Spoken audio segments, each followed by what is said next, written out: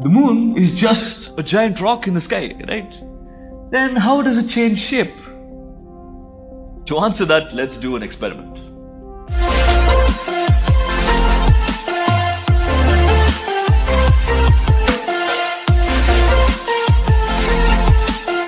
This is the experiment. Now, I want you to imagine that I am floating somewhere in space, and that bright light over there is the sun. This white ball is the moon, and I am the earth. So what does the moon do? The moon also rotates and revolves in such a way that only one side faces the earth all the time. For example, it does something like this. So if this is the moon and I am the earth, it goes around the earth like this. But the thing is, it's not exactly like this. What I mean is that the plane of revolution of the moon is slightly tilted.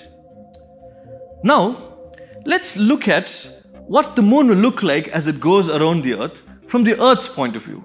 Or in other words, what the moon will look like as it goes around from my point of view. Now, let's say this is the first position in its cycle.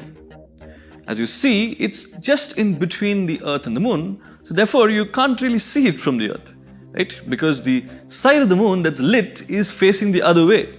So it's just impossible to see the moon when it's like this. Okay?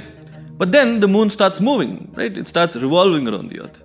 So in about 3 days or so, it comes to this position. Now you see that you can see a part of the moon, right? A part of the side that's facing us is lit, a very small portion, and it's curved like this. This phase is called the Crescent Moon. It's very common, very popular. More specifically, it's the Waxing Crescent. Now the moon starts moving again, or it continues to move in its cycle, and in about 3 days' time, it reaches this portion. This phase is called the first quarter, because the moon has completed approximately about a quarter of its cycle. And what you see is just that half of the side that's facing us is lit, exactly half, right? Okay, and the moon keeps moving again. This phase is called the waxing gibbous. In this phase, you see that about 3/4 of the side that's facing us is lit, or a little more than half of the side that's facing us is lit.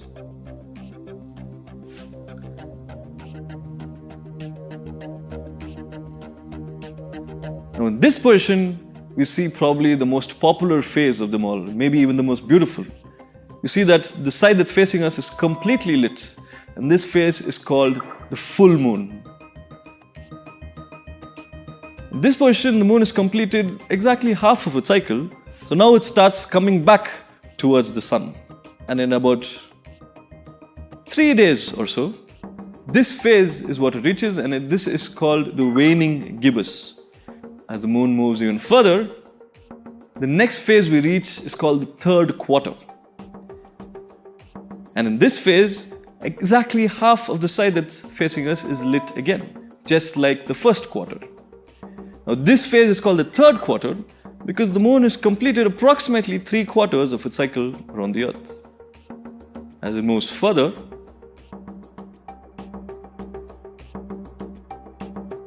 it reaches a phase called the Waning Crescent. Again, this is very similar to the Waxing Crescent, but the difference being it's on the other side. And finally,